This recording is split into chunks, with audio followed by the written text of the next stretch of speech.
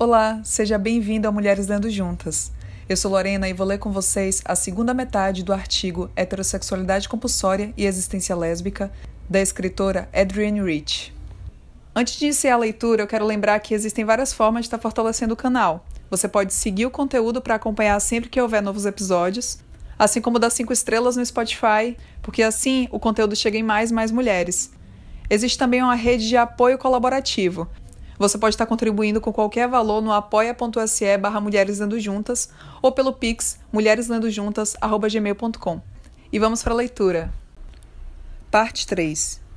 Optei por usar o termo existência lésbica e contínuo lésbico porque o termo lesbianismo tem alcance limitado e clínico. Existência lésbica sugere tanto o fato da presença histórica de lésbicas quanto da nossa criação contínua do significado dessa mesma existência. Entendo que o termo contínuo lésbico possa incluir um conjunto, ao longo da vida de uma mulher e através da história, de experiências de identificação da mulher, não simplesmente o fato de que uma mulher tivesse alguma vez tido ou conscientemente tivesse desejado uma experiência sexual genital com outra mulher. Se nós ampliamos isso a fim de abarcar muito mais formas de intensidade primária entre mulheres, inclusive o compartilhamento de uma vida interior mais rica, um vínculo contra a tirania masculina, o dar e receber apoio prático e político, se nós podemos ouvir isso em associações como a resistência ao casamento e em um comportamento, digamos, exaurido, identificado por Mary Daly, nós começaremos a compreender a abrangência da história e da psicologia feminina que permaneceu fora de alcance como consequência de definições mais limitadas, na maioria clínicas, de lesbianismo. A existência lésbica inclui tanto a ruptura de um tabu quanto a rejeição de um modo compulsório de vida. É também um ataque direto e indireto ao direito masculino de ter acesso às mulheres. Mas é muito mais do que isso, de fato, embora possamos começar a perceber como uma forma de exprimir uma recusa ao patriarcado, um ato de resistência. Ela inclui, certamente, isolamento, ódio pessoal, colapso, alcoolismo, suicídio e violência entre mulheres. Ao nosso próprio risco, romantizamos o significado de amar e agir contra a corrente sob a ameaça de pesadas penalidades. E a existência lésbica tem sido vivida, diferentemente, digamos, da existência judaica e católica, sem acesso a qualquer conhecimento de tradição, continuidade e esteio social. A destruição de registros, memórias e cartas documentando as realidades da existência lésbica deve ser tomada seriamente como um meio de manter a heterossexualidade compulsória para as mulheres. Afinal, o que tem sido colocado à parte de nosso conhecimento é a alegria, a sensualidade, a coragem e a comunidade, bem como a culpa, a autonegação e a dor. As lésbicas têm sido historicamente destituídas de sua existência política através de sua inclusão como versão feminina da homossexualidade masculina. Equacionar a existência lésbica com a homossexualidade masculina, por serem as duas estigmatizadas, é o mesmo que apagar a realidade feminina mais uma vez. Parte da história da existência lésbica está obviamente a ser encontrada em contextos onde as próprias lésbicas, na ausência de uma comunidade feminina coerente, têm compartilhado um tipo de vida social e de causa comum com homens homossexuais. Mas há diferenças. A falta de privilégio econômico e cultural das mulheres comparado aos homens, e diferenças qualitativas nas relações masculinas e femininas.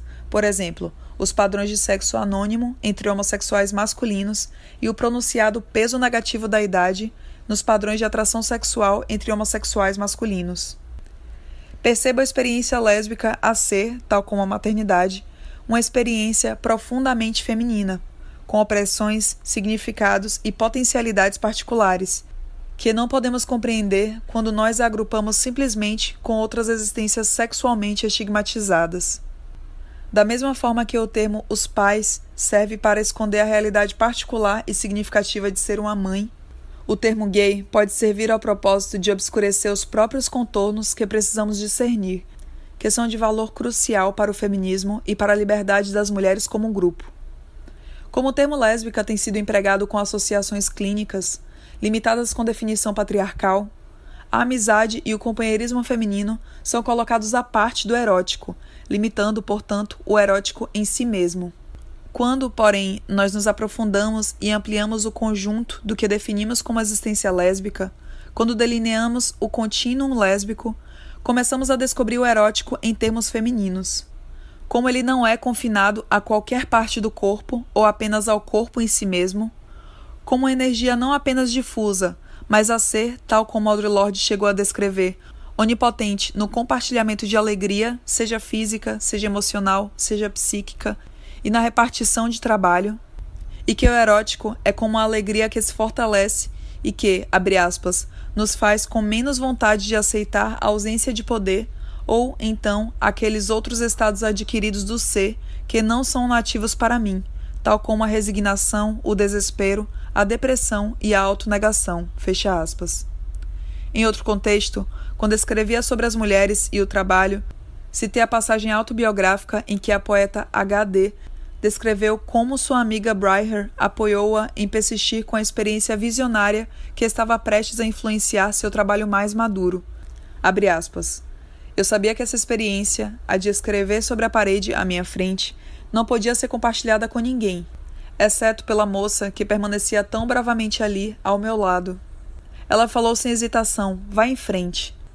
Era ela que realmente tinha o distanciamento e a integridade da pitonisa de Delfos. Mas era eu, agredida e desassossegada, que estava vendo as imagens e que estava lendo o que foi escrito, ou que garantia uma visão interior. Ou talvez, de algum modo, nós estávamos vendo tudo juntas, pois sem ela, evidentemente, eu não poderia ter ido adiante. Fecha aspas. Considerando a possibilidade de que todas as mulheres existam em um contínuo lésbico, da criança mamando do seio de sua mãe até a mulher adulta que experiencia sensações orgásticas enquanto sua própria criança está mamando, talvez relembrando o cheiro de leite de sua mãe em seu próprio leite, ou considerando até duas mulheres, tais como Chloe e Olivia, descritas por Virginia Woolf, que dividiam um laboratório, ou ainda mais, se considerarmos até mesmo a uma mulher que está morrendo aos 90 anos, tocada e amparada por mulheres, podemos nos ver como mover para dentro e para fora desse contínuo, mesmo se não nos identificamos como lésbicas. Podemos então conectar os aspectos de identificação das mulheres, tão diversos como as amizades, tão íntimas e impudentes, de meninas de 8 a 9 anos de idade, ou as associações daquelas mulheres dos séculos XII e XV conhecidas como beguines, que, abre aspas, dividiam e alugavam casas de umas e outras, as repassavam para suas companheiras de quarto, casas baratas, subdivididas na área dos artesãos da cidade, que praticavam a virtude cristã por si mesmas, vestindo-se e vivendo de modo simples e sem associar com homens, fecha aspas. As que ganhavam suas vidas como doceiras, solteironas e enfermeiras, as que mantinham escolas para jovens garotas e que conseguiram, até que a igreja as forçasse a se dispersar, viver independentes tanto do casamento quanto das restrições dos conventos.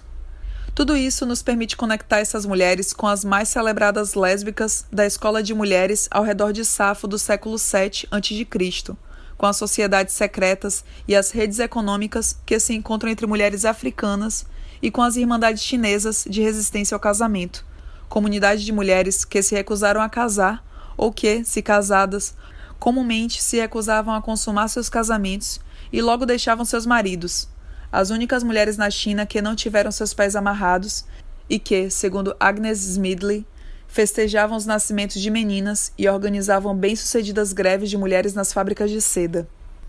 Isso nos permite conectar e comparar exemplos individuais disparatados de resistência ao casamento. Por exemplo, as estratégias disponíveis de Emily Dixon, uma mulher branca genial do século XIX, com as estratégias disponíveis de Zora Neale Hurston, uma mulher negra genial do século XX. Dickinson nunca se casou e teve amizades intelectuais bem tênues com homens.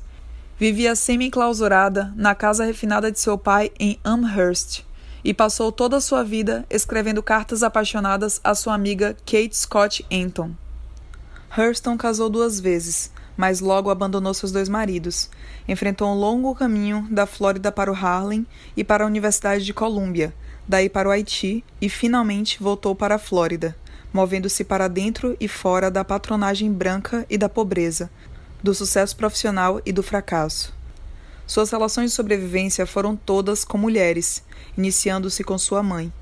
Apesar das circunstâncias bem diversas, essas 2 mulheres resistiram ao casamento, comprometidas com seu próprio trabalho e com sua própria pessoalidade, mas foram depois caracterizadas como apolíticas. As duas se voltaram para homens com qualidades intelectuais. Para as duas, as mulheres possibilitavam a fascinação e um apoio constante em vida. Se pensarmos a heterossexualidade como uma inclinação emocional e sexual natural para as mulheres, vidas como essas seriam consideradas desviantes, patológicas e descompensadas em termos emocionais e sensuais. Ou, em jargão mais atual e permissivo, elas são banalizadas como estilos de vida. E o trabalho dessas mulheres, mesmo se apenas o trabalho cotidiano de sobrevivência ou resistência individual e coletiva, mas, acrescento, o trabalho da escritora, da ativista, da reformadora, da antropóloga ou da artista, o trabalho de autocriação, é desvalorizado e tratado como o fruto amargo da inveja do pênis, sublimação de erotismo reprimido ou a diatribe sem sentido de uma pessoa que odeia homens. Mas quando mudamos o ângulo de visão e consideramos o grau e os métodos pelos quais a preferência heterossexual tem sido realmente imposta às mulheres, poderemos não apenas entender de modo diferente o significado do trabalho e de vidas individuais, mas começaremos a reconhecer um fato central da história das mulheres, que elas sempre resistiram à tirania masculina.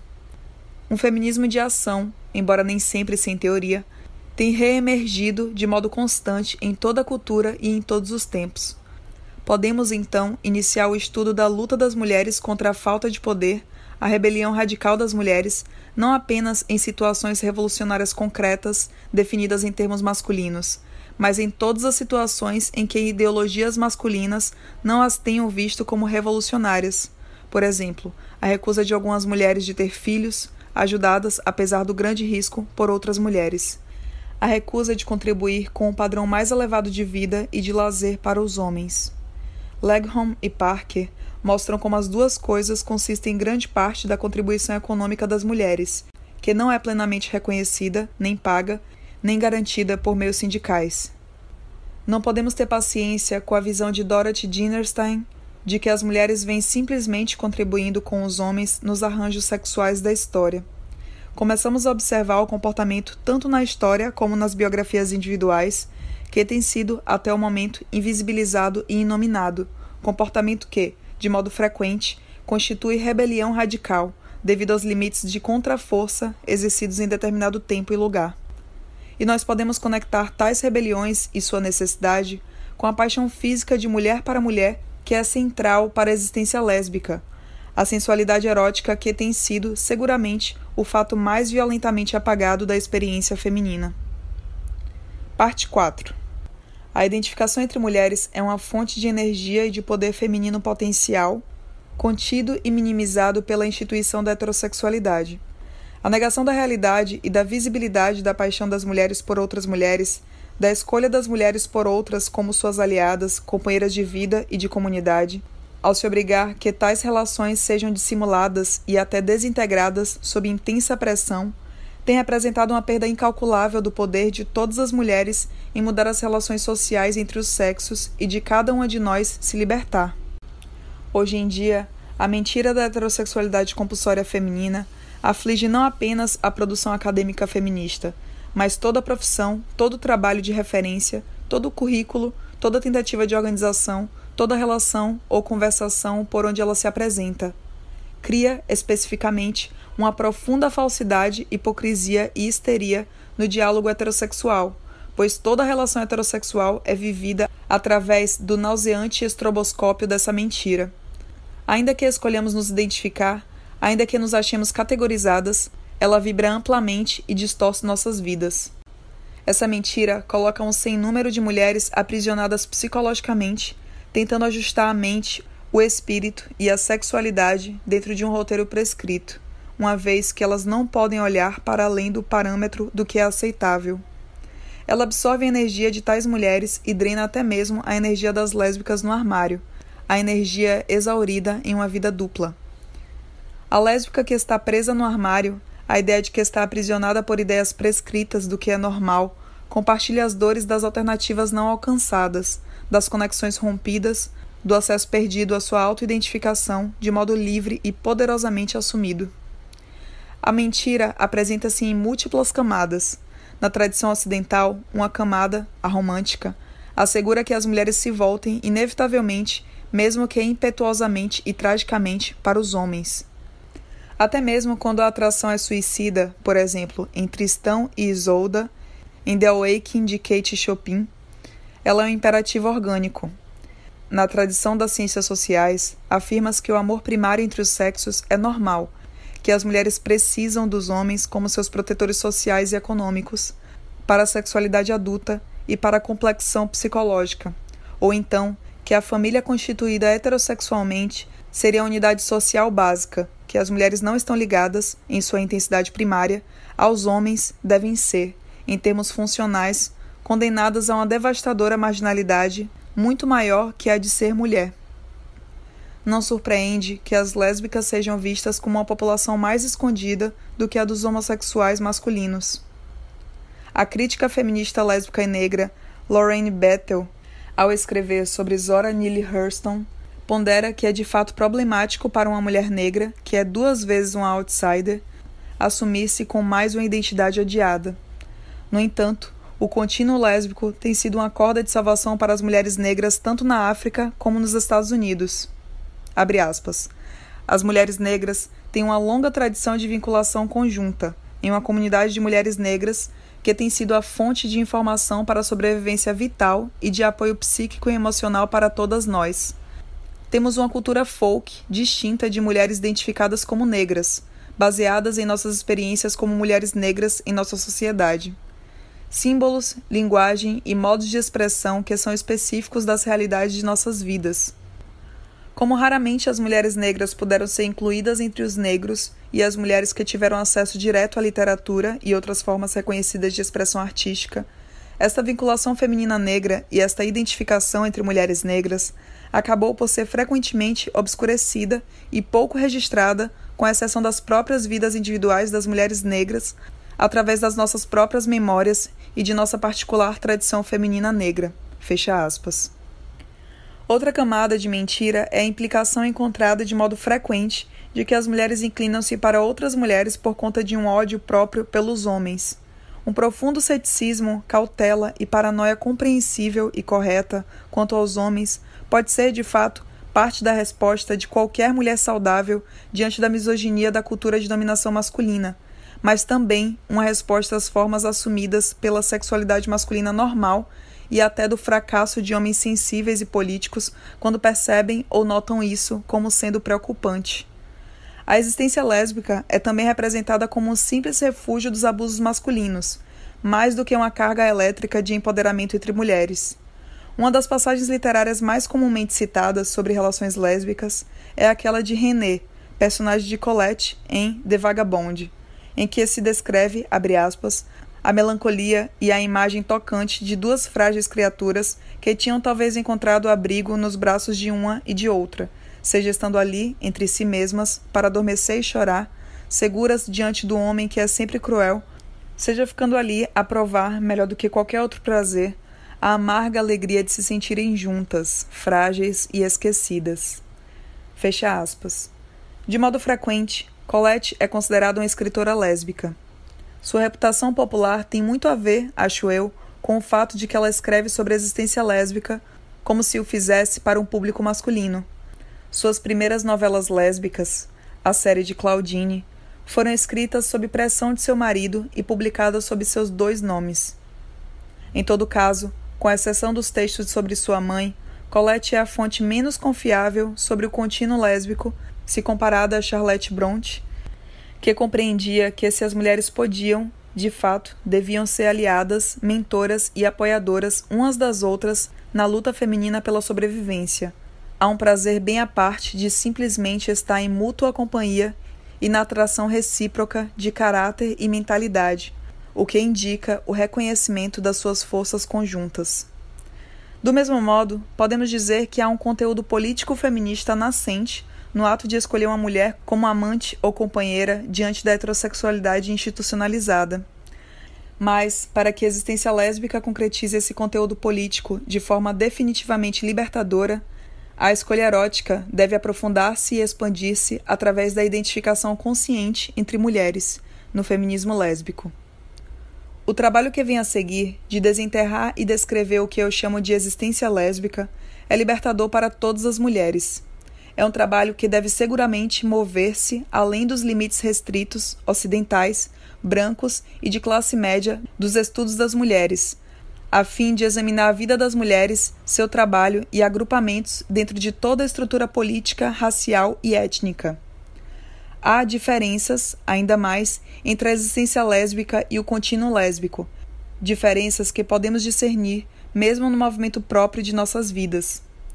Sugiro que o contínuo lésbico precisa de delineação em vista da vida dupla das mulheres, não apenas das mulheres auto-identificadas como heterossexuais, mas das auto-identificadas lésbicas. Precisamos de relatos mais exaustivos e cuidadosos das formas em que essa vida dupla tem se apresentado.